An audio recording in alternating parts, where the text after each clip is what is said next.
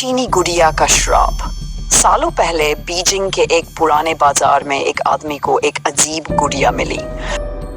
गुड़िया चीनी रेशम से बनी थी, आंखें कांच की और होंठ खून जैसे लाल। दुकानदार ने कहा, इसे रात में मत जगाना वरना ये जाग जाएगी। आदमी ने हंसते हुए गुड़िया खरीद ली और घर ले आया। पहली रात उसने गुड़िया को अपने कमरे की अलमारी में रख दिया, लेकिन आधी रात को उसे हल्की हल्की फुसफुसाहट सुनाई दी। मुझे बाहर निकालो, उसने समझा सपना है।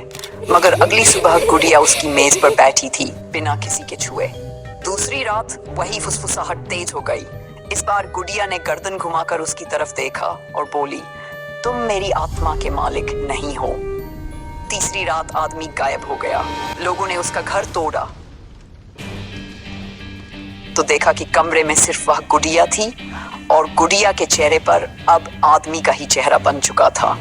आज भी चीन में कहते हैं, अगर तुम्हें बाजार में ऐसी गुड़िया दिखे तो उसे छूना मत, क्योंकि वह गुड़िया नया चेहरा ढूंढ रही है।